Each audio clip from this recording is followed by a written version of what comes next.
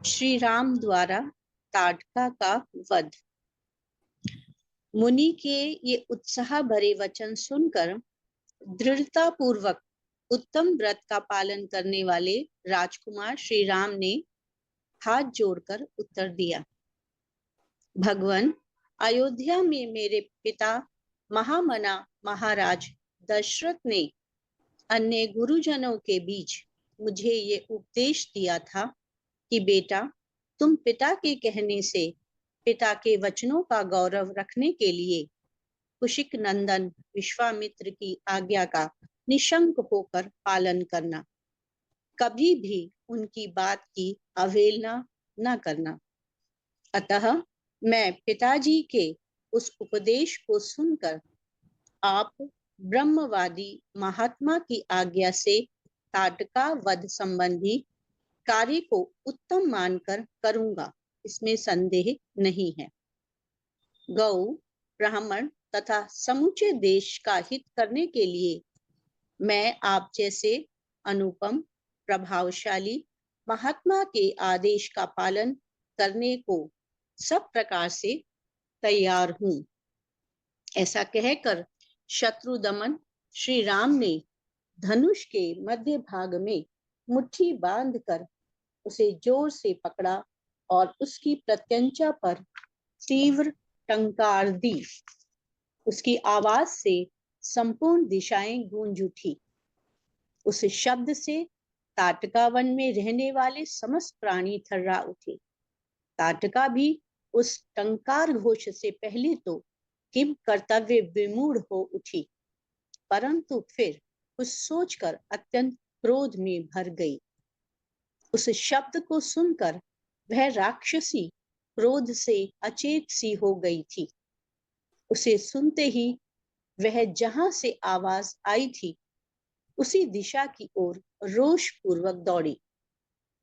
उसके शरीर की ऊंचाई बहुत अधिक थी। उसकी मुखाकृति विकृत दिखाई देती थी।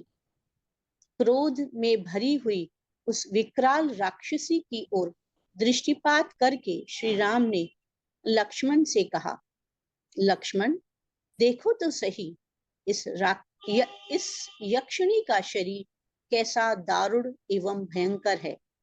इसके दर्शन मात्र से भीरू पुरुषों के हृदय विदीर्ण हो सकते हैं। माया बल से संपन्न होने के कारण यह अत्यंत दुर्जय हो रही है।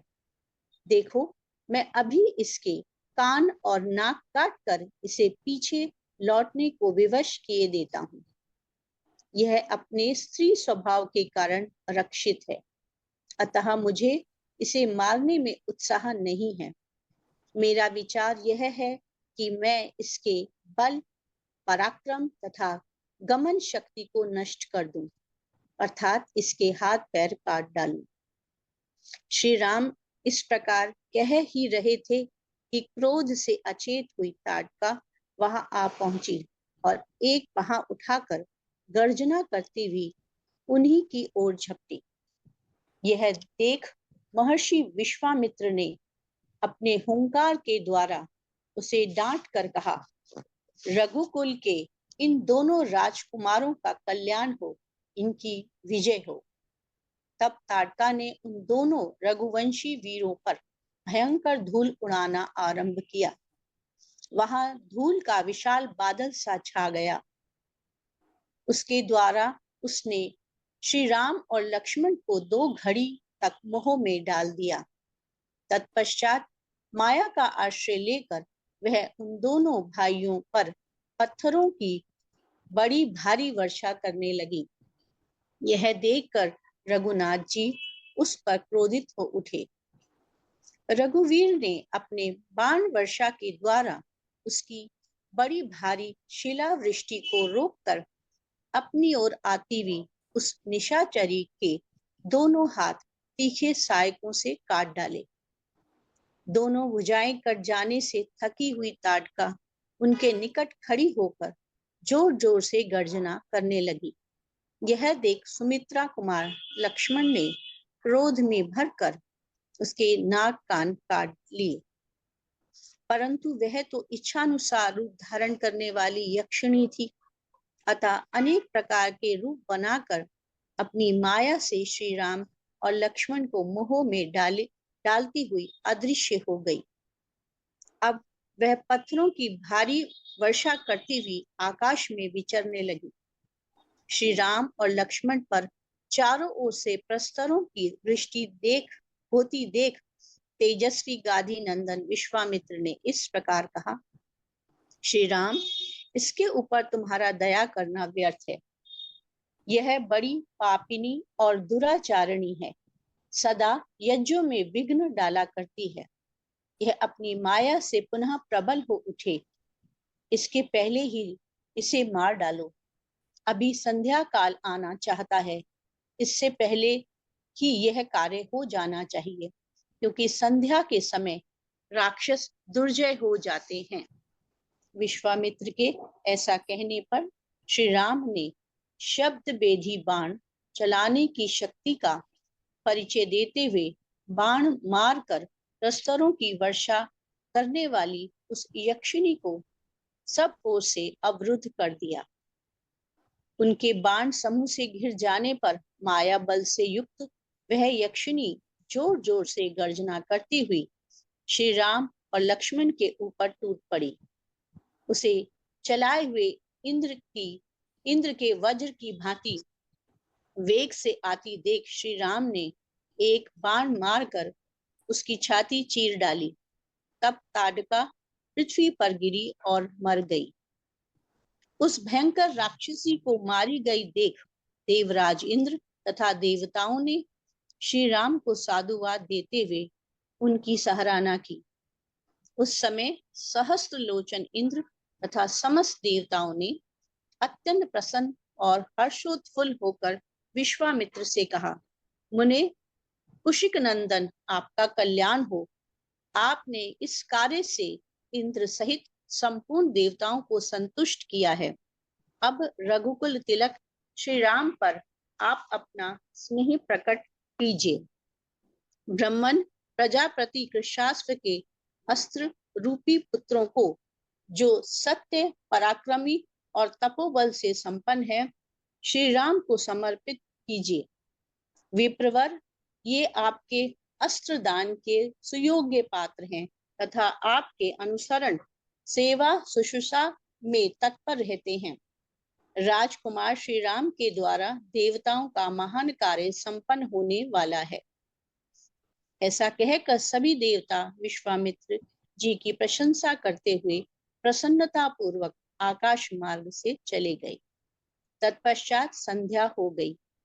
तदंतर ताटकावत से संतुष्ट हुए मुनिवर विश्वामित्र ने श्री रामचंद्र जी का मस्तक सुनकर उनसे ये बात कही, शुभ दर्शन राम, आज की रात में हम लोग यही निवास करेंगे। कल सवेरे अपने आश्रम पर चलेंगे। कल सवेरे अपने आश्रम पर चलेंगे। विश्वामित्र की यह बात सुनकर दशरथ कुमार श्री राम बड़े प्रसन्न हुए। उन्होंने ताटका वन में रहकर वह रात्रि बड़े सुख से व्यतीत की। उसी दिन वह वन शाप मुक्त होकर रमणीय शोभा से संपन्न हो गया और चैत्र रथ वन की भांति अपनी मनोहर छटा दिखाने लगा। यक्ष कन्या ताटका का वध करके श्री रामचंद्र जी देवताओं तथा सिद्ध समूहों की प्रशंसा के पात्र बन गए। उन्होंने प्रातःकाल की प्रतीक्षा करते हुए विश्वामित्र जी के साथ ताटका वन में निवास किया।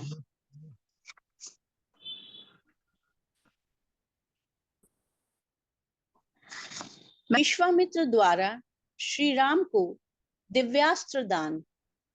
ताटका वन में वह रात बिताकर महायशस्वी विश्वामित्र हंसते हुए मीठे स्वर में श्री रामचंद्र जी से बोले, महायशस्वी राजकुमार, तुम्हारा कल्याण हो।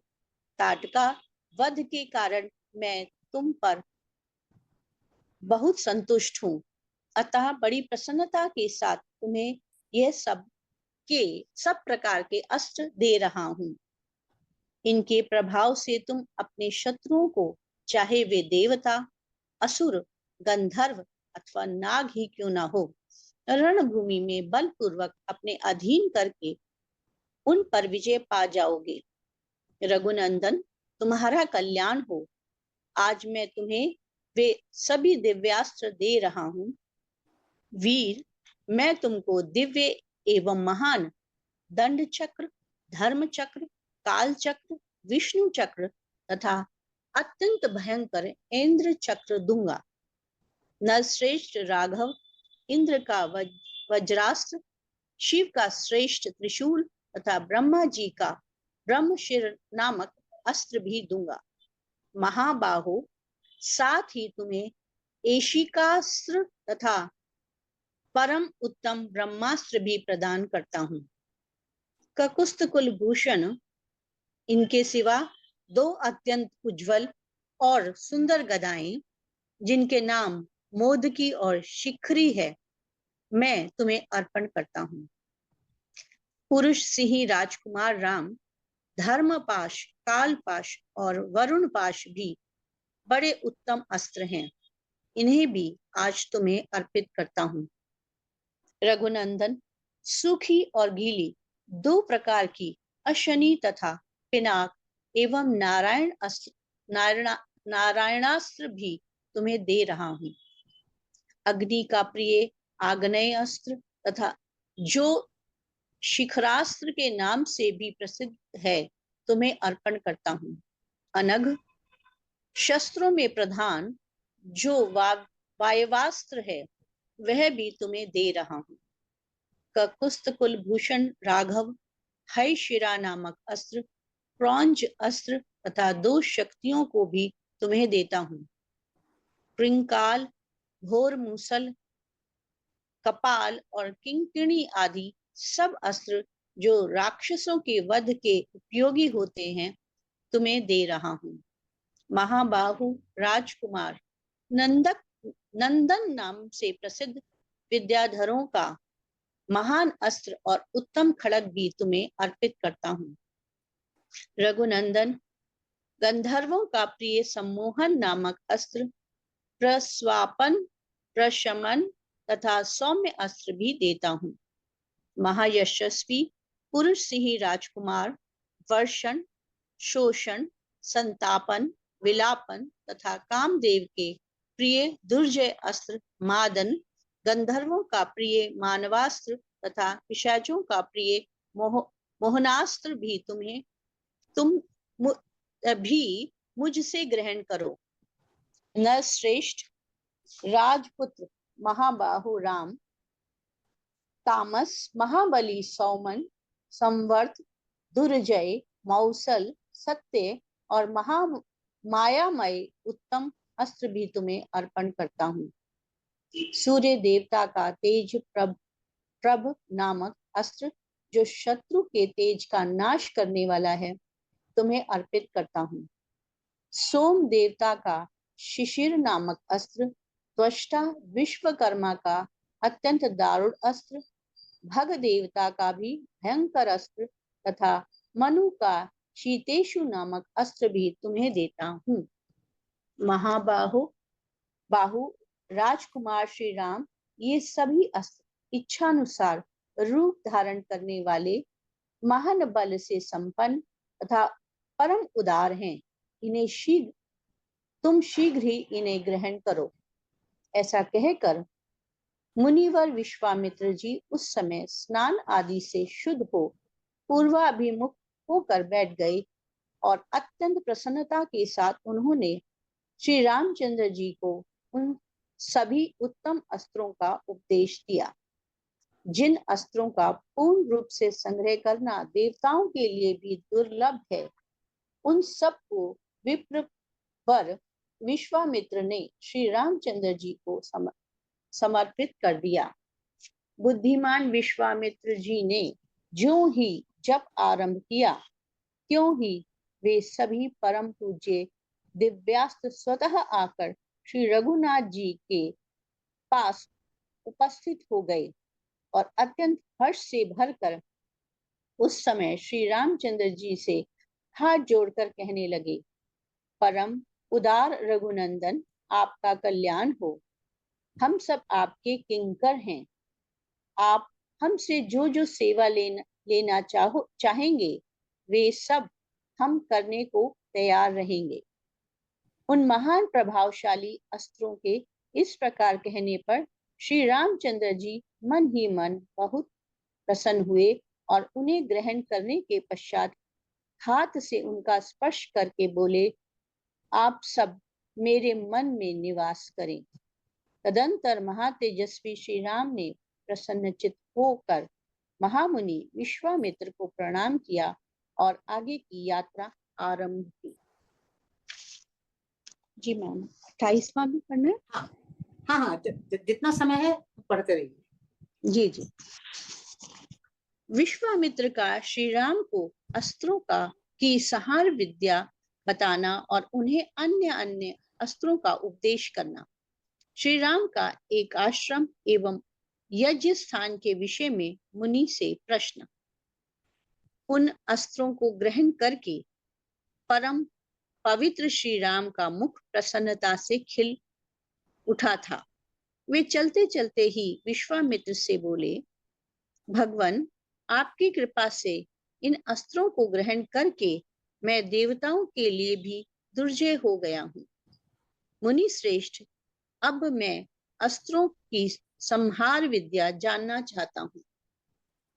ककुस्त कुल तिलक श्री राम के ऐसा कहने पर महातपस्वी, धैर्यवान, उत्तम व्रतधारी और पवित्र विश्वामित्र मुनि ने उन्हें अस्त्रों की संहार विद्या का उपदेश दिया। तदंतर वे बोले, रघुकुल नंदन राम, तुम्हारा कल्याण हो। तुम अस्त्र विद्या के सुयोग्य पात्र हो, अतः निम्नांकित अस्त्रों को भी ग्रहण करो। सत्यवान, सत्यकीर्ति, दृष्ट, रभस, प्रतिहारतर, प्रांगमुख, अवांगमुख, लक्षय, अलक्षय, दृढ़नाभ, सुनाभ, दशाक्ष, शतवक्त्र, दश शीर्ष, शतोदर, पद्मनाभ, महानाभ, दुंदुनाभ, स्वनाभ, ज्योतिष, शकुन, नैरास्य, विमल, दैत्यनाशक, योगंधर एवं विनिद्र, शुचिबाहु, महाबाहु, निष्कली, विरुच, सार्ची माली, ऋतिमाली, वृतिमान, रुचिर, पित्रय, सौमनस, विधूत, मकर, परवीर, रति, धन, धान्य, कामरूप, कामरुचि, मोह, आवरण, जृंभक, सर्पनाभ, पंथान और वरुण, ये सब सभी प्रजापति कृशास्प के पुत्र हैं। ये इच्छानुसार रूप धारण करने वाले तथा परम तेजस्वी हैं। तुम इन्हें ग्रहण करो। तब बहुत अच्छा कहकर श्री रामचंद्र जी ने प्रसन्न मन से उन अस्त्रों को ग्रहण किया। उन मूर्तिमान अस्त्रों के शरीर दिव्य तेज से उद्भासित हो रहे थे। वे अस्त्र जगत को सुख देने वाले थे। उनमें से कितने ही अंगारों के समान तेजस्वी थे, कितने ही धूम के समान काले प्रतीत होते थे तथा कुछ अस्त्र सूर्य और चंद्रमा के समान प्रकाशमान थे। ये सब के सब हाथ जोड़कर श्री राम के समक्ष खड़े हुए। उन्होंने अंजलि बांधे मधुर वाणी से श्री राम से इस प्रकार कहा, पुरुष सिंह, हम लोग आपके दास हैं, या आज्ञा कीजिए, हम आपकी क्या सेवा करें। तब रघुकुल नंदन श्री राम ने उनसे कहा, इस समय तो आप लोग अपने अभिष्ट स्थानों को जाएं, परंतु आवश्यकता के समय मेरे मन में स्थित होकर सदा मेरी सहायता करते रहें। तत्पश्चात वे श्री राम की परिक्रमा करके उनसे विदा ले उनकी आज्ञा के अनुसार कार्य करने की प्रतिज्ञा करके जैसे आए थे वैसे चले गए। इस प्रकार उन अस्त्रों का ज्ञान प्राप्त करके श्री रघुनाथ जी ने चलते चलते ही महामुनि विश्वामित्र से मधुर वाणी में पूछा, भगवान, सामने वाले पर्वत के पास ही जो ये मेघों की घटा के समान सघन वृक्षों से भरा स्थान दिखाई देता है, क्या है? उसके विषय में जानने के लिए मेरे मन में बड़ी उत्कंठा हो रही है। यह दर्शनीय स्थान मृगों के झुंड से भरा हुआ होने के कारण अत्यंत मनोहर प्रतीत होता है। नाना प्रकार के पक्षी अपने मधुर शब्दावली से इस स्थान की शोभा बढ़ाते हैं। मुनि श्रेष्ठ, इस प्रदेश की इस सुखमय स्थिति से यह जान पड़ता है कि अब हम लोग उस रोमांचकारी दुर्गम ताटका वन से बाहर निकल आए हैं। भगवान, मुझे सब कुछ बताइए, यह किसका आश्रम है? भगवान महामुने, जहाँ आपकी यज्ञ क्रिया हो रही है, जहाँ वे पापी दुराचारी ब्रह्म हत्यारे दुरात्मा राक्षस आपके यज्ञ में विघ्न डालने के लिए आया करते हैं, और जहाँ मुझे यज्ञ की रक्षा तथा राक्षसों के वध का कार्य करना है, उस आपके आश्रम का कौन सा देश है? ब्रह्मन, मुनि श्रेष्ठ प्रभु, ये सब मैं सुनना चाहता हूँ।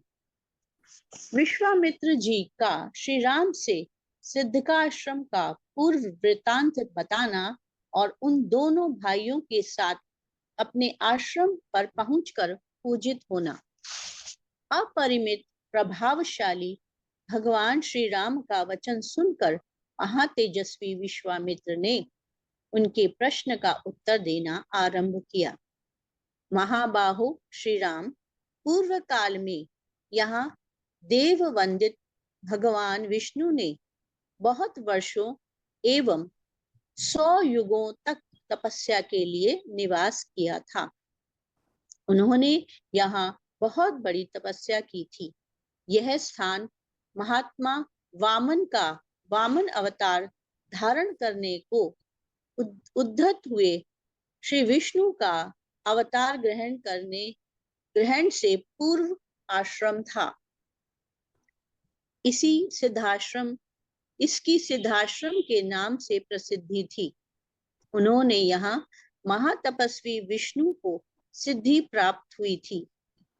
जब वे तपस्या करते थे, उसी समय विरोचन कुमार राजा बलि ने इंद्र और मरुद गणों सहित समस्त देवताओं को पराजित करके उनका राज्य अपने अधिकार में कर लिया था। वे तीनों लोकों में विख्यात हो गए थे। उन महाबली महान असुरराज ने एक यज्ञ का आयोजन किया। उधर बलि यज्ञ में लगे हुए थे, इधर अग्नि आदि देवता स्वयं इस आश्रम में पधार कर भगवान विष्णु से बोले, सर्वव्यापी परमेश्वर विरोचन कुमार बलि एक उत्तम यज्ञ का अनुष्ठान कर रहे हैं। उनका वह यज्ञ संबंधी नियम पूर्ण होने से पहले ही हमें अपना कार्य सिद्ध कर लेना चाहिए। इस समय जो भी याचक इधर उधर से आकर उनके यहाँ याचना के लिए उपस्थित होते हैं, वे गो, भूमि और सुवर्ण आदि संपत्तियों में से जिस वस्तु को भी लेना चाहते हैं, उनको वे सभी वस्तुएं राजा बलि यथावत रूप से अर्पित करते हैं। अतः विष्णु, आप देवताओं के हित के लिए अपनी योग माया का आश्रय ले वामन रूप धारण करके उस यज्ञ में जाइए और हमारा उत्तम कल्याण साधन कीजिए।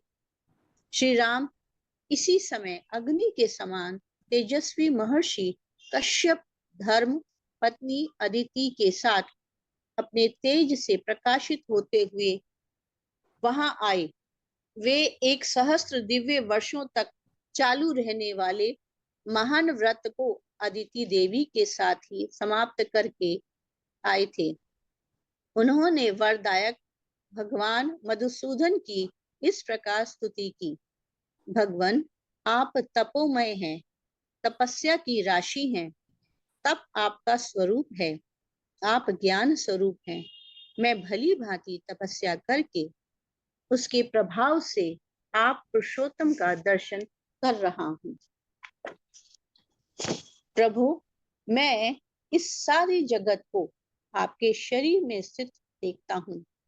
आप अनादि हैं, देश काल और वस्तु की सीमा से परे होने के कारण आपका इदम इत्थम रूप से निर्देश नहीं किया जा सकता। मैं आपकी शरण में आया हूँ। कश्यप जी के सारे पाप धुल गए थे। भगवान श्री हरि ने अत्यंत प्रसन्न होकर उनसे कहा, ब्रह्मर्षि महर्षि, आपका कल्याण हो। तुम अपनी इच्छा के अनुसार जो वर मांगो, क्योंकि तुम मेरे विचार से वर पाने के योग्य हो। भगवान का यह वचन सुनकर मारीची नंदन कश्यप ने कहा, उत्तम व्रत का पालन करने वाले वरदायक परमेश्वर, संपूर्ण देवताओं की, अदिति की तथा मेरी भी आपसे एक ही बात के लिए बारंबार याचना है। आप अत्यंत प्रसन्न होकर मुझे वह एक ही वर प्रदान करें। भगवान निष्पाप नारायण देव, आप मेरे और अदिति के पुत्र हो जाएं। असुर सूदन, आप इंद्र के छोटे भाई हो और शोक से पीड़ित हुए इन देवताओं की सहायता करें। देवेश्वर भगवान, आपकी कृपा से यह स्थान सिद्धाश्रम के नाम से विख्यात होगा। अब आपका तप रूप कार्य सिद्ध हो गया है, अतः यहाँ से उठिए। तदंतर महातेजस्वी भगवान विष्णु अदिति देवी के गर्भ से प्रकट हुए और वामन रूप धारण करके विरोचन कुमार बलि के पास गए। संपूर्ण लोगों के हित में तत्पर रहने वाले भगवान विष्णु बलि के अधिकार से त्रिलोकी का राज्य ले लेना चाहते थे। अतः उन्होंने 3 पग भूमि के लिए याचना करके उनसे भूमि दान ग्रहण किया और तीनों लोगों को आक्रांत करके उन्हें पुनः देवराज इंद्र को लौटा दिया। महातेजस्वी श्री हरि ने अपनी शक्ति से बलि का निग्रह करके त्रिलोकी को पुनः इंद्र के अधीन कर दिया। उन्हीं भगवान ने पूर्व काल में यहाँ निवास किया था, इसलिए यह आश्रम सब प्रकार के श्रम, दुख, शोक का नाश करने वाला है। उन्हीं भगवान वामन में भक्ति होने के कारण मैं भी इस स्थान को अपने उपयोग में लाता हूँ। इसी आश्रम पर मेरे यज्ञ में विघ्न डालने वाले राक्षस आते हैं। पुरुष से ही यही तुम्हें उन दुराचारियों का वध करना है।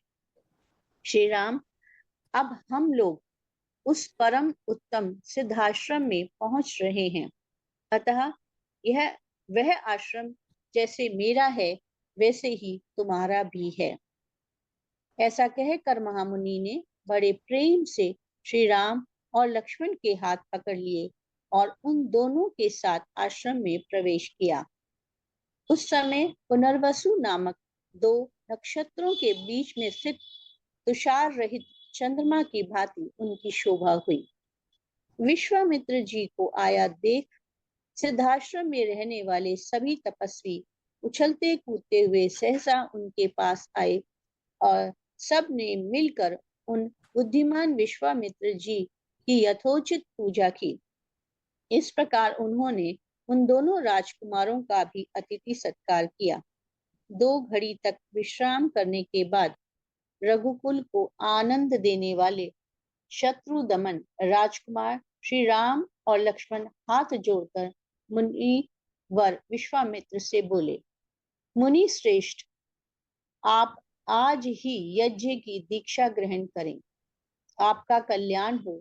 यह सिद्धाश्रम वास्तव में यथा नाम तथा गुण सिद्ध हो और राक्षसों के वध के विषय में आपकी कही हुई बात सच्ची हो। उनके ऐसा कहने पर महातेजस्वी महर्षि विश्वामित्र जितेंद्रिय भाव से नियम पूर्वक यज्ञ की दीक्षा में प्रविष्ट हुए। वे दोनों राजकुमार भी सावधानी के साथ रात व्यतीत करके सवेरे उठे और स्नान आदि से शुद्ध हो प्रातः काल की संध्योपासना तथा नियम पूर्वक सर्वश्रेष्ठ गायत्री मंत्र का जप करने लगे। जब पूरा होने पर उन्होंने अग्निहोत्र करके बैठे हुए विश्वामित्र के चरणों में वंदना की। श्री राम द्वारा विश्वामित्र के यज्ञ की रक्षा तथा राक्षसों का संहार। तदंतर देश और काल को जानने वाले शत्रु दमन राजकुमार श्री राम और लक्ष्मण, जो देश और काल के अनुसार बोलने योग्य वचन के मर्मज्ञ थे, कौशिक मुनि से इस प्रकार बोले, भगवान, अब हम दोनों यह सुनना चाहते हैं कि किस समय उन दोनों निशाचरों का आक्रमण होता है, जबकि हमें उन दोनों को यज्ञ भूमि में आने से रोकना है। कहीं ऐसा ना हो असावधानी में ही वह समय हाथ से निकल जाए, अतः उसे बता दीजिए। ऐसी बात कहकर युद्ध की इच्छा से उतावले हुए उन दोनों ककुस्थ वंशी राजकुमारों की ओर देखकर वे सब मुनि बड़े प्रसन्न हुए और उन दोनों बंधुओं की पूरी पूरी प्रशंसा करने लगे। वे बोले, ये मुनिवर विश्वामित्र जी यज्ञ की दीक्षा ले चुके हैं, अतः अब मौन रहेंगे। आप दोनों रघुवंशी वीर सावधान होकर आज से 6 रातों तक इनके यज्ञ की रक्षा करते रहें।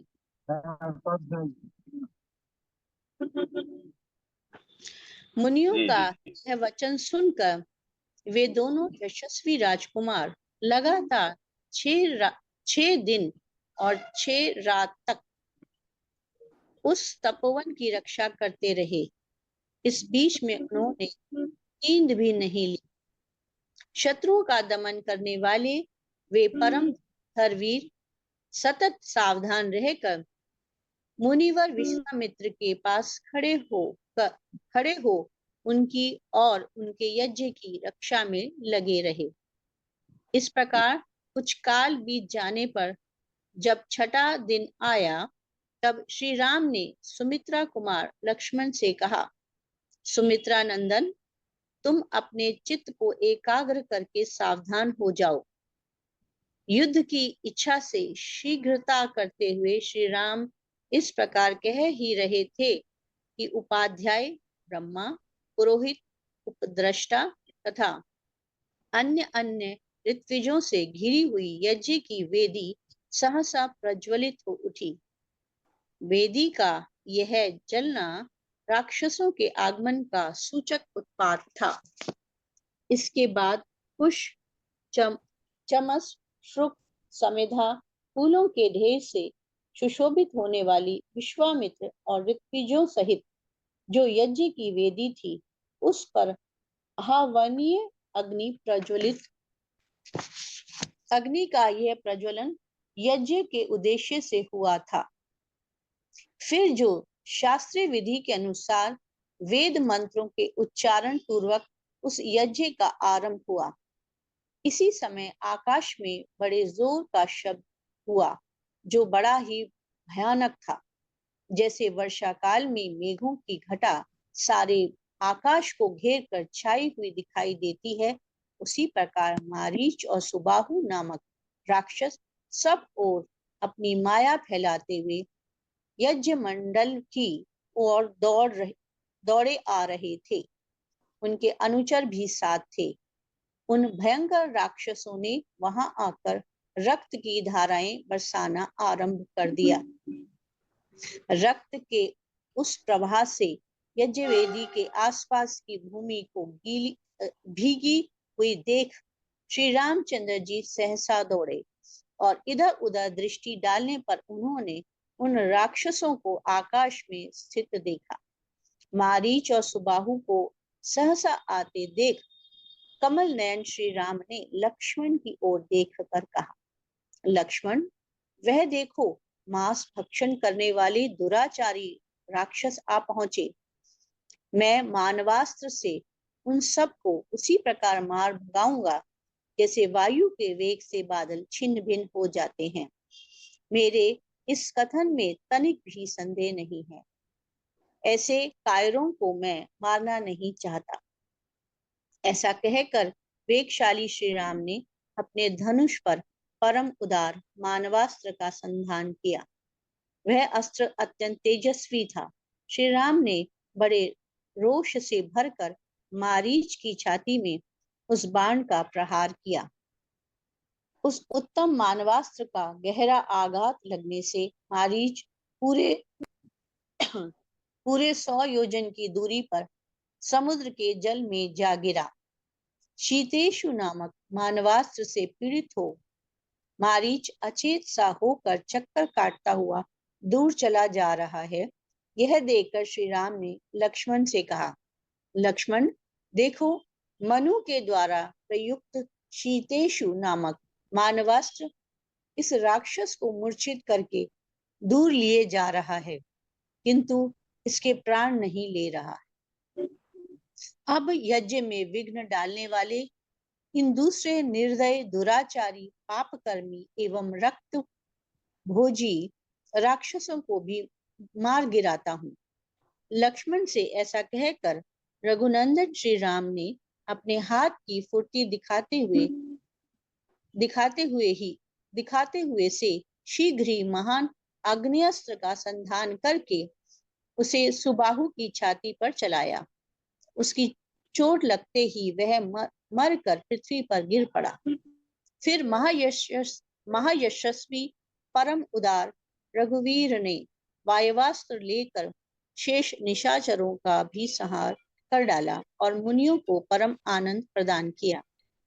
इस प्रकार रघुकुल नंदन श्री राम यज्ञ में विघ्न डालने वाले समस्त राक्षसों का वध करके वहां ऋषियों द्वारा उसी प्रकार सम्मानित हुए जैसे पूर्व काल में देवराज इंद्र असुरों पर विजय पाकर महर्षियों द्वारा पूजित हुए थे। यज्ञ समाप्त होने पर महामुनि विश्वामित्र ने संपूर्ण दिशाओं को विघ्न बाधाओं से रहित देख श्री रामचंद्र जी से कहा, महाबाहो, मैं तुम्हें पाकर कृतार्थ हो गया। तुमने गुरु की आज्ञा को पूर्ण रूप से पालन किया। महायशस्वी वीर, तुमने इस सिद्धाश्रम का नाम सार्थक कर दिया। इस प्रकार श्री रामचंद्र जी की प्रशंसा करके मुनि ने उन दोनों भाइयों के साथ संध्योपासना की।